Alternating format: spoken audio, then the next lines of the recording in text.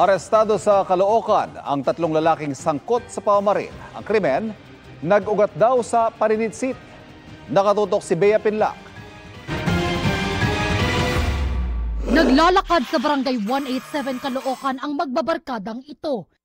Nang tila may biglang sinisigawan ang isa sa direksyon ng pinanggalingan nila. Maya-maya nagpaputok ng baril ang isa sa kanila. Umakto pang manunugod ang mga suspect bago tumakbo paalis. Palingon po kami kasi sinitsitan po kami. Lugar po namin to kaya akala namin walang mga sa amin. Pagtakbo po namin dito na po yung huling putok habang nakikipagbatuhan po kami sa kanila. Lasing yung ating mga suspects. Nagkaroon ng verbal tussle at bigla-biglang naglabas ng kanyang baril itong suspect natin. At pinaputukan ang grupo ng ating mga biktima. Nabaril sa tagiliran ang isa sa mga nakaalitan ng mga suspect. Agad nadala sa ospital ang biktima. Sakay ng motorsiklo, tumakas ang mga suspect pero natuntun din ng mga pulis. Agresibo ang ating mga suspects nung panahon na sila ay arestuin. Kaya nagkaroon ng komosyon. Bumunot pero naabutan pa rin siya ng ating mga police officers kaya hindi na nakapagpaputok ng baril. Nang maposasan, nag-peace sign pa ang isang suspect. Nahaharap sa reklamong frustrated murder ang mga suspect. Habang ang lalaking namaril, may dagdag na reklamong illegal possession of firearm. Pinagtanggol lang namin sarili namin. Pinagsisisihan na po.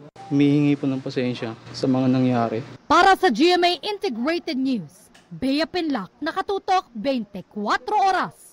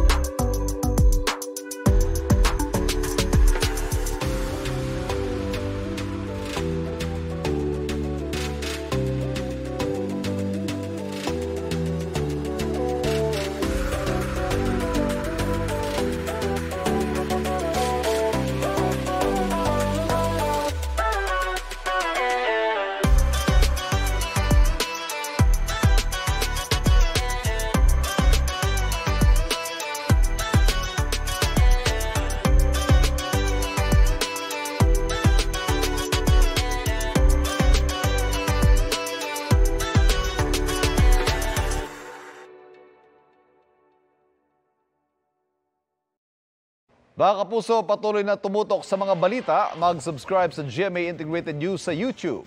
Sa mga kapuso abroad, samahan niyo kami sa GMA Pinoy TV at www.gmanews.tv.